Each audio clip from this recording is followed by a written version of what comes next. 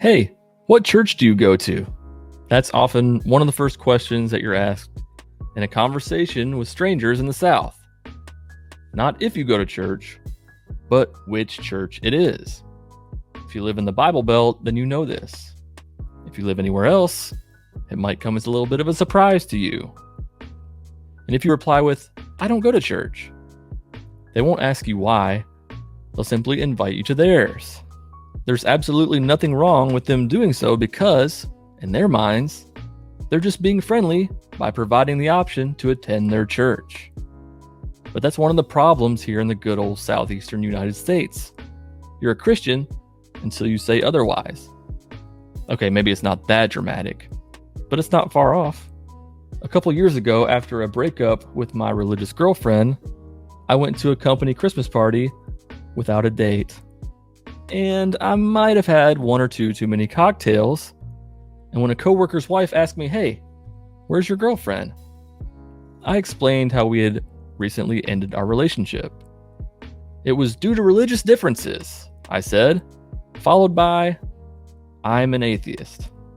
If anyone would have seen the look on her face without context, they would have thought I said that I had committed murder. Not believing in God is just not how things roll around here. Many people are never really given the option to consider whether or not a God exists, and they're thrust into church before they even know how to read. That's the sad reality, but fortunately, many of us are able to emerge from the trees to see the forest. I was born in Michigan, but I grew up in the state of Georgia, where there are 159 counties, and according to the U.S. Religion Census, 12,292 congregations. Christianity and the Southeast are like PB&J, baby. If I throw a rock in any direction, I'll hit a church. If I drive on any 5-mile stretch of highway, I'll see a sign that says, "Turn to Jesus."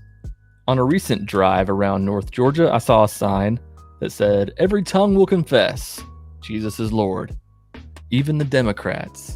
If you live in the Bible Belt, you know what I'm talking about. I find gospel tracts on my door. I've seen people tip with gospel tracts at restaurants.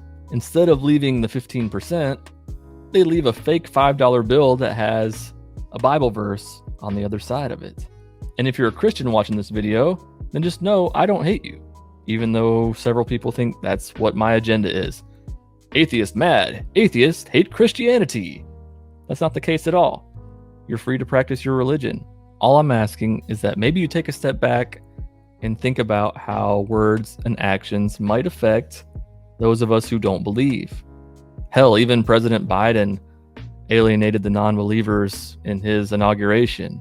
And of course, there are the extremists who are like, "If you don't like our country, get out." I wonder how they would feel if Christians weren't the majority. This country was built on Christianity. Wrong. I know that there are a lot of people in the Southeast who don't believe, but are afraid to say it. They're afraid to talk about it. They're afraid to post about it. I know because I was one of those people for a long time. Just know that there are more of us out here than you think. And even if you don't live in the Bible Belt, I know it's still not easy to talk about your lack of belief sometimes. Except all my international peeps, it might be a little easier for most of you. If you felt like an outsider for not being religious, then drop a comment down below. Let me know your experiences with it. Or if you're listening on the audio podcast, shoot me a DM on Instagram. And remember, you don't need a God to be good. I'm not winking. That's a twitch in my eye that I've had for like a solid week.